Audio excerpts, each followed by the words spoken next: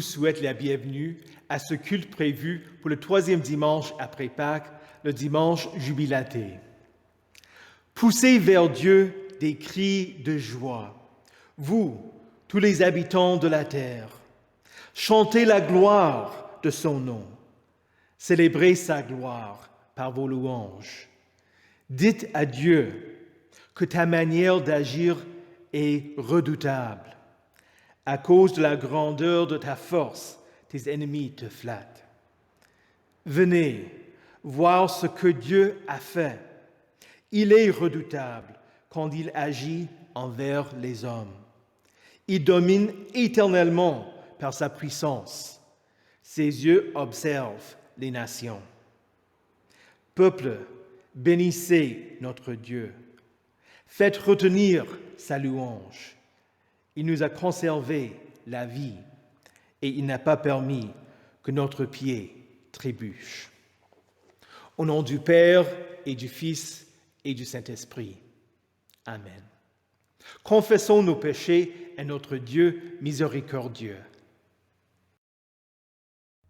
Dieu de miséricorde, nous, pauvres et misérables pécheurs, confessons que nous avons péché contre toi en pensée, en parole et en acte, par ce que nous avons fait et ce que nous avons omis de faire. Nous ne t'avons pas aimé de tout notre cœur. Nous n'avons pas aimé notre prochain comme nous-mêmes. Nous méritons ta juste colère et ton châtiment. Pour l'amour de ton Fils Jésus-Christ, prends pitié de nous et pardonne-nous. Alors ta volonté fera notre joie et nous pourrons marcher sur tes chemins pour la gloire de ton nom. Amen.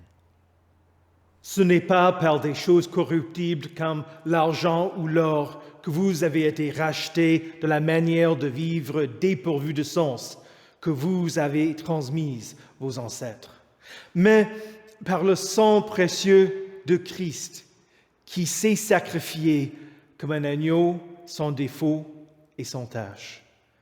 Que le Seigneur Tout-Puissant et miséricordieux vous accorde le pardon et la rémission de tous vos péchés. Amen. Prions le Seigneur. Reste avec nous, Seigneur. Reste avec nous et avec toute ton Église. Reste avec nous par ta grâce et ta bonté, par ta parole et ton sacrement, par ton secours et ta bénédiction. Reste avec nous et avec tous les fidèles, pour le temps et pour l'éternité. Amen.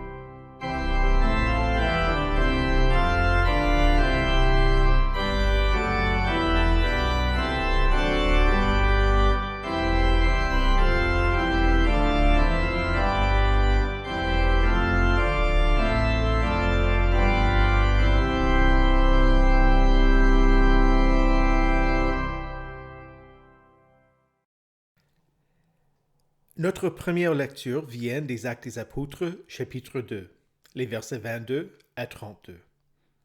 Pierre dit, « Israélites, écoutez ces paroles. Dieu vous a désigné Jésus de Nazareth en accomplissant par lui, au milieu de vous, des miracles, des prodiges et des signes, comme vous le savez vous-même. Cet homme vous a été livré, suivant le projet défini et la prescience de Dieu. Vous l'avez arrêté. Vous l'avez fait mourir sur une croix par l'intermédiaire d'hommes impies. Mais Dieu a brisé les liens de la mort. Il l'a ressuscité parce qu'il n'était pas possible qu'elle le retienne. En effet, David dit à propos de lui, « Je voyais constamment le Seigneur devant moi, parce qu'il est à ma droite, afin que je ne sois pas ébranlé. C'est pourquoi mon cœur est dans la joie, et ma langue dans l'allégresse. Même mon corps reposera avec espérance, car tu n'abandonneras pas mon âme au séjour des morts. Tu ne permettras pas que ton sein connaisse la décomposition. Tu m'as fait connaître les sentiers de la vie. Tu me rempliras de joie par ta présence. Mes frères, qu'il me soit permis de vous parler en toute franchise au sujet du patriarche David. Il est mort, il a été enseveli, et son tombeau existe encore aujourd'hui parmi nous. Or, il était prophète, et il savait que Dieu lui avait juré par serment de faire surgir le Messie, un de ses descendants, pour le faire asseoir sur son trône. C'est donc la résurrection du Christ qu'il a prévue et annoncé en disant qu'il ne serait pas abandonné au séjour des morts et que son corps ne connaîtrait pas la décomposition. C'est ce Jésus que Dieu a ressuscité. Nous en sommes tous témoins. Ici prend fin la première lecture. L'épître vient de 1 Pierre, chapitre 1, les versets 17 à 21. Et si c'est comme à un père que vous faites appel à celui qui juge chacun conformément à sa manière d'agir, sans faire de favoritisme, conduisez-vous avec une crainte respectueuse pendant le temps de votre séjour sur la terre. Vous le savez en effet, ce n'est pas par des choses corruptibles comme l'argent ou l'or que vous avez été rachetés de la manière de vivre dépourvue de sens que vous avez transmise vos ancêtres, mais par le sang précieux de Christ qui s'est sacrifié comme un agneau sans défaut et sans tache. Prédestiné avant la création du monde, il a été révélé dans les derniers temps à cause de vous. Par lui, vous croyez en Dieu, qui l'a ressuscité et lui a donné la gloire, de sorte que votre foi et votre espérance reposent sur Dieu. Ici prend fin la lecture de l'épître.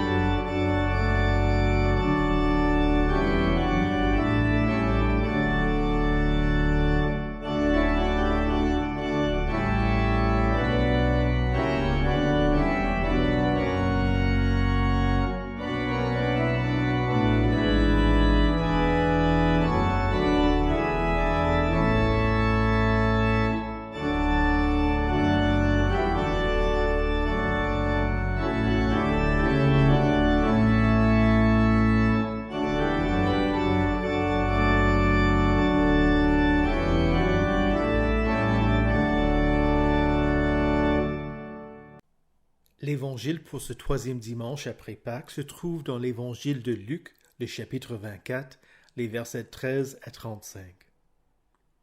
Ce même jour, deux disciples se rendaient à un village appelé Emmaüs, éloigné de Jérusalem d'une douzaine de kilomètres. Ils discutaient ensemble de tout ce qui s'était passé. Pendant qu'ils parlaient et discutaient, Jésus lui-même s'approcha et fit route avec eux. Mais leurs yeux étaient empêchés de le reconnaître. Il leur dit, « De quoi parlez-vous en marchant pour avoir l'air si triste ?» L'un d'eux, un dénommé Cléopas, lui répondit, « Es-tu le seul en séjour à Jérusalem qui ne sache pas ce qui y est arrivé ces jours-ci » ? « Quoi ?» leur dit-il. Ils lui répondirent, « Ce qui est arrivé à Jésus de Nazareth, qui était un prophète puissant en actes et en paroles devant Dieu et devant tout le peuple, et comment les chefs des prêtres et nos magistrats l'ont fait arrêter pour qu'il soit condamné à mort et l'ont crucifié. Nous espérions que ce serait lui qui délivrerait Israël. Mais avec tout cela, voici déjà le 3e jour que ces événements se sont produits. Il est vrai que quelques femmes de notre groupe nous ont beaucoup étonnés. Elles se sont rendues de grand matin au tombeau et n'ont pas trouvé son corps. Elles sont venues dire que des anges leur sont apparus et ont annoncé qu'il est vivant.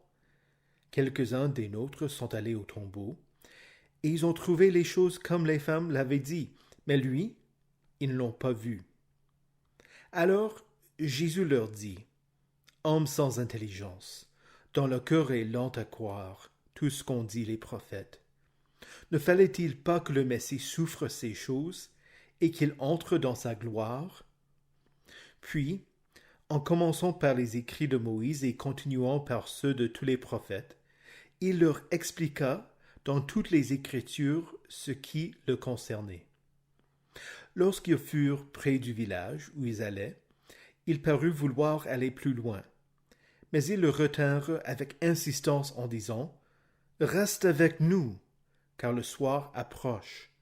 Le jour est déjà sur son déclin. » Alors, il entra pour rester avec eux.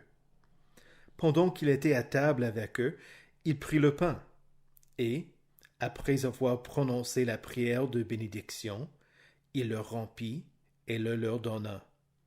Alors leurs yeux s'ouvrirent et ils le reconnurent, mais il disparut devant eux. Ils se dirent l'un à l'autre, « Notre cœur ne brûlait-il pas en nous lorsqu'il nous parlait en chemin et nous expliquait les Écritures ?»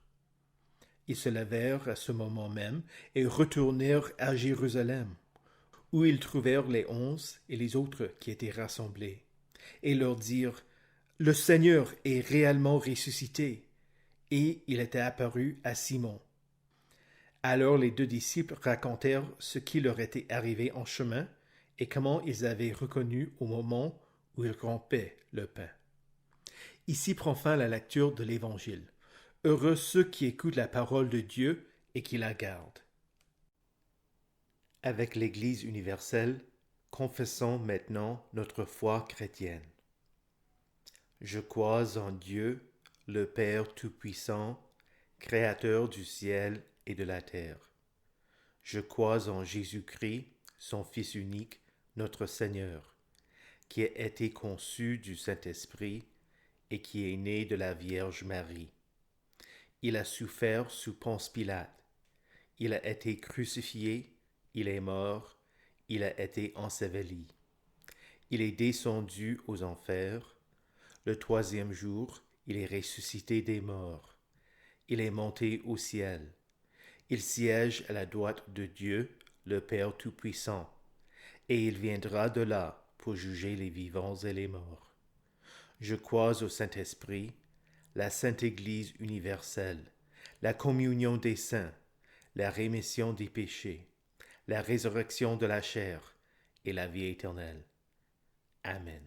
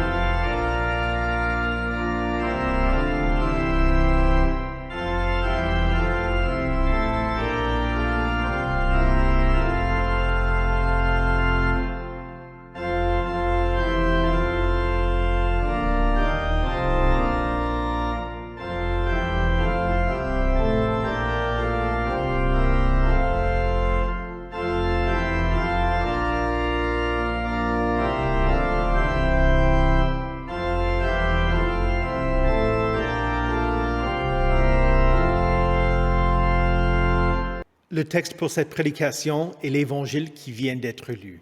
Prions le Seigneur. Jésus, viens à nous par ta sainte parole, pour que nous y reconnaissions ta présence et que nous parlions de toi quand nous sommes chez nous et quand nous sommes sur le chemin, quand nous nous couchons et quand nous nous levons. Amen. Saint de Dieu, précieux et bien-aimé, que la grâce et la paix vous soient données de la part de Dieu, notre Père, et du Seigneur Jésus-Christ. Amen. Luc a commencé son évangile en écrivant. Plusieurs ont entrepris de composer un récit des événements qui se sont accomplis parmi nous, d'après ce que nous ont transmis ceux qui ont été des témoins oculaires dès le commencement et qui sont devenus des serviteurs de la parole. Il m'a donc paru bon, à moi aussi, qui me suis soigneusement informé sur toutes ces choses dès l'origine, de te les exposer par écrit d'une manière suivie, excellent Théophile, afin que tu reconnaisses la certitude des enseignements que tu as reçus. Il s'ensuit donc que le récit des événements qui ont eu lieu sur le chemin d'Emmaüs et le témoignage de Cléopas. Luc l'a nommé pour que ses lecteurs puissent vérifier la véracité du témoignage auprès de Cléopas. Non seulement le récit, mais aussi le fait que Jésus est ressuscité. Qui est Cléopas? Il s'identifie comme étant un disciple, probablement l'un des 70. On pense que sa femme est la femme de Cléopas, à laquelle Jean fait référence en tant qu'une des Maries qui regardaient la crucifixion. Selon l'historien chrétien Eusèbe, il est le frère de Joseph et donc l'oncle de Jésus.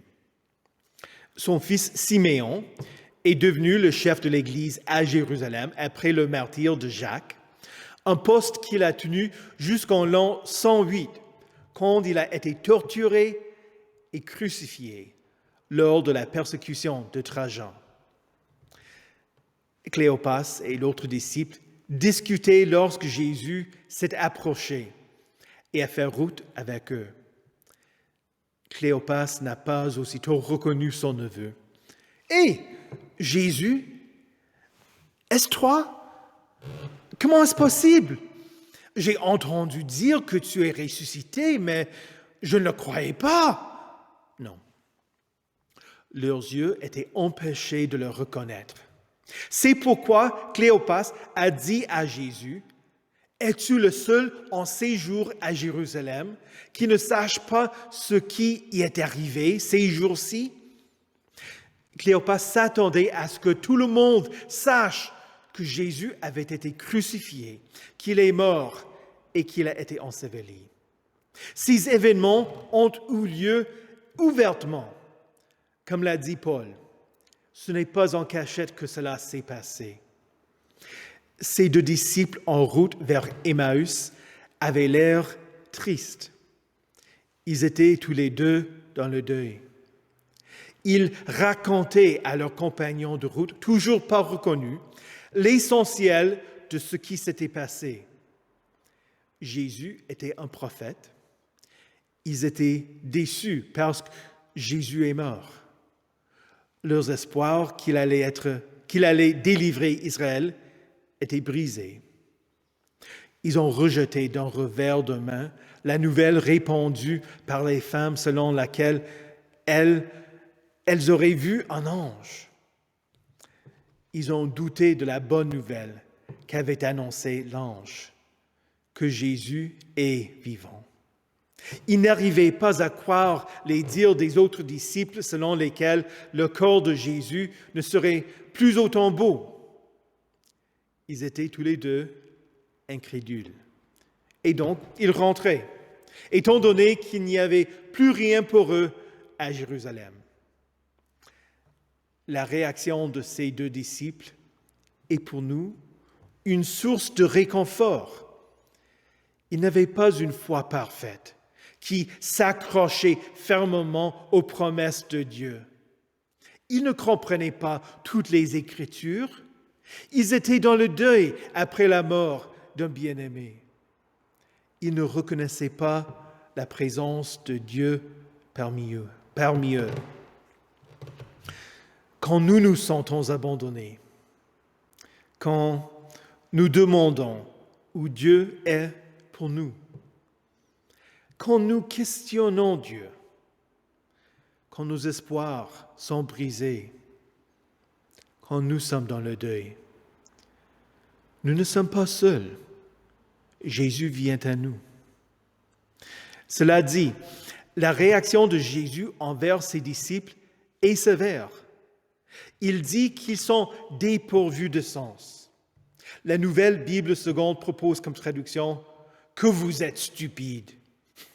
Notre traduction dit « homme sans intelligence, dont le cœur est lent à croire tout ce qu'ont dit les prophètes ».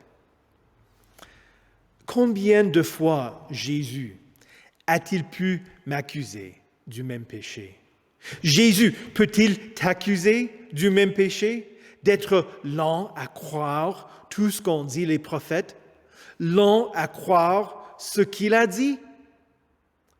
Quant à moi, je ne garde pas les promesses et la parole de Dieu dans mon cœur comme je devrais le faire. Certains enseignements m'échappent. D'autres restent en surface et ne percent pas mon âme pour établir des racines fortes. Parfois, je manque de foi. Mon cœur est lent à croire. Quelle grande distance, les quelques centimètres de mes oreilles à mon cerveau. Quelle grande distance entre les 30 centimètres de ma tête à mon cœur. Combien de fois ai-je entendu ou lu quelque chose dans la Bible sans avoir saisi la signification? Et donc, par la suite, j'ai réappris la leçon à mes dépens. Ces disciples n'ont pas compris la parole. Et donc, ils ont dû réapprendre la signification de ce que dit la parole à propos de Jésus.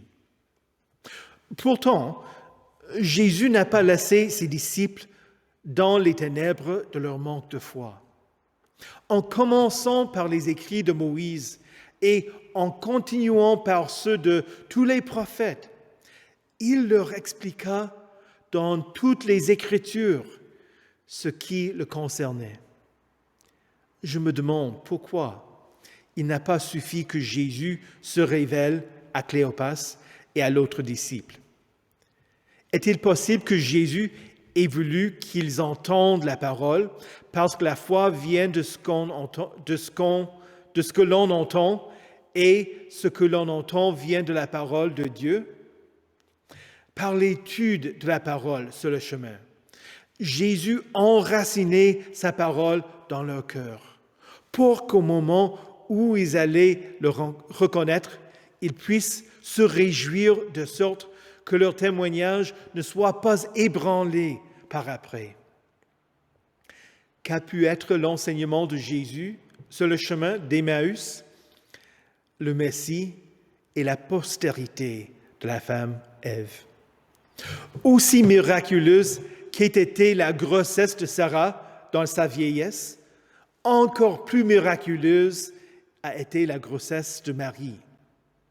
La Vierge est devenue enceinte. Elle a mis au monde un fils qui est Emmanuel, Dieu avec nous. Qu'il soit né à Bethléem selon la prophétie d'Ésaïe, Jésus a réalisé les promesses faites à Abraham, qu'à travers lui, sa descendance allait être aussi nombreuse que les étoiles, et toutes les nations seront bénies en lui. Abraham n'a pas offert son fils Isaac, mais il a prophétisé « Dieu pourvoira lui-même à l'agneau pour l'Holocauste ». L'Éternel a libéré son peuple de l'esclavage et l'a mené jusqu'au pays promis. Et le Messie est venu libérer son peuple de l'esclavage au péché pour les faire entrer au pays promis. Et encore, le premier Josué a fait entrer les Israélites en terre promise. Le deuxième et plus grand Josué, mieux connu par son nom grec, Jésus, a ouvert le paradis. Quand David a voulu construire un temple, l'Éternel lui a promis « Je te construirai une maison ». À travers le Messie, l'Éternel a réalisé sa promesse. « J'affirmerai pour toujours le trône de son royaume.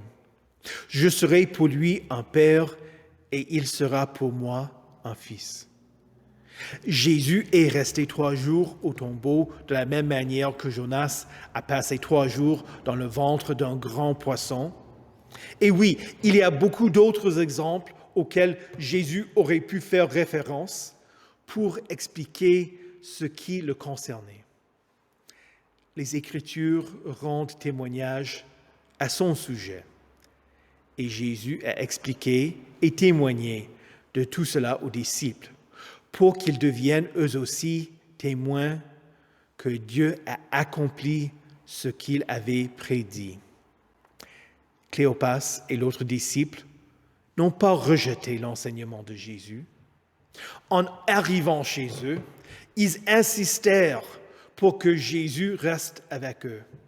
Et il a accepté leur invitation. Mais Jésus ne s'est contenté pas d'être l'invité. Il a pris le rôle de l'hôte. Il a pris le pain, a prononcé la prière de bénédiction, a rompu le pain et l'a distribué. Les disciples ont enfin reconnu Jésus. À présent, ils avaient la certitude que Jésus est ressuscité, non seulement parce qu'ils ont vu Christ ressuscité, mais parce que la parole leur avait révélé qu'il avait accompli leur salut. Pour vous, chers saints, qui vous trouvez dans la même situation que Cléopas et l'autre disciple, Jésus ne vous abandonne pas. Il ne vous laisse pas dans les ténèbres, dans votre deuil, dans votre incrédulité. Il vient à vous. Il ouvre sa parole en vous enseignant. Il vous invite à son repas. Il vous pardonne, même si vous êtes lents à croire tout ce qu'ont dit les prophètes.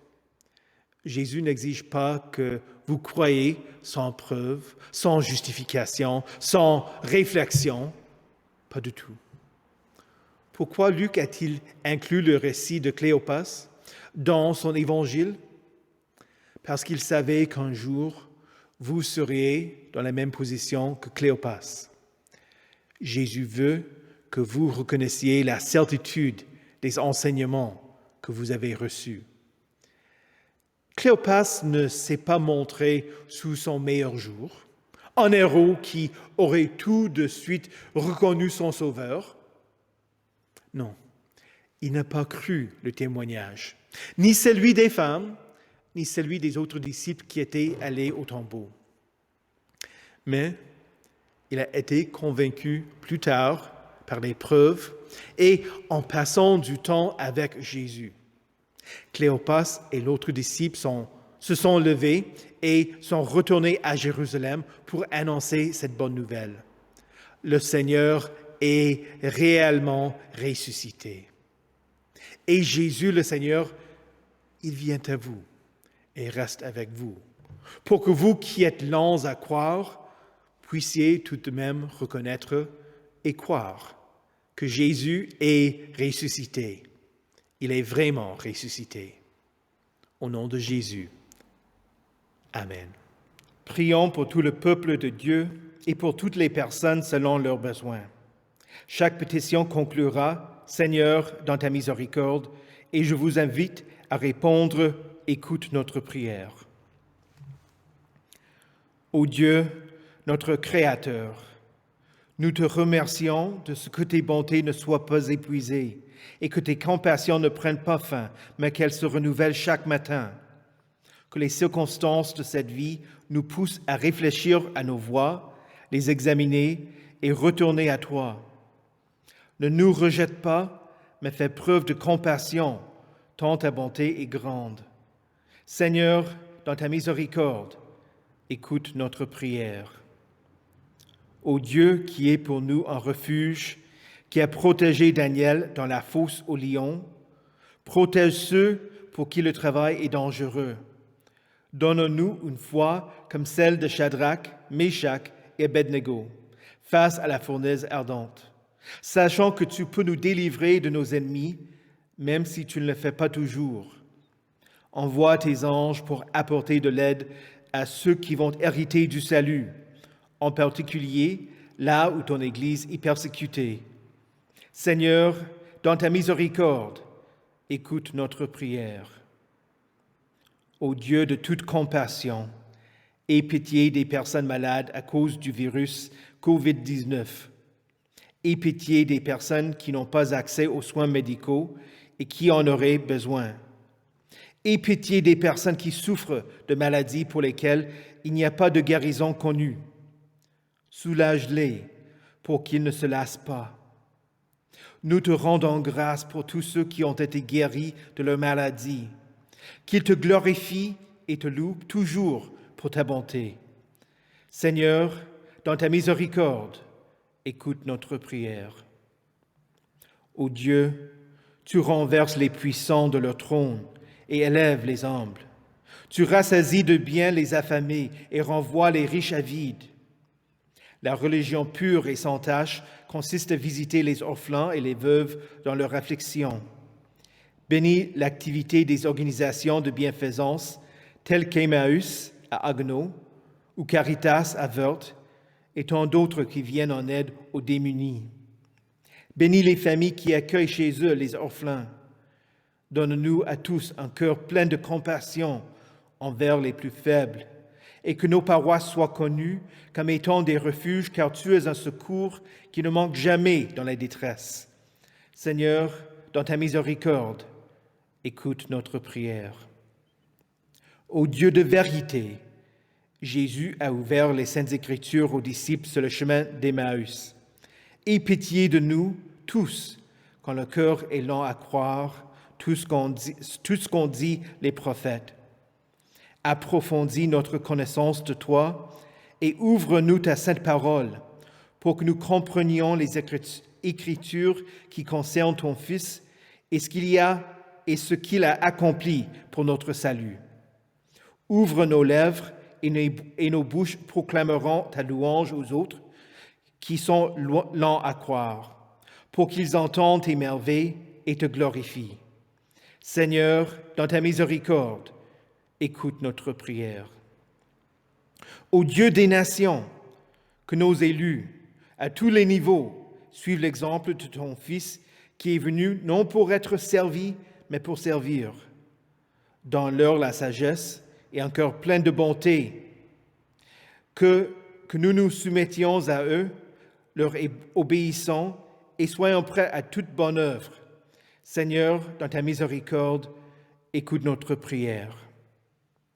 Entre tes mains, nous nous remettons nous-mêmes et tous ceux pour qui nous prions par Jésus-Christ, ton Fils, notre Seigneur, qui nous a enseigné à prier.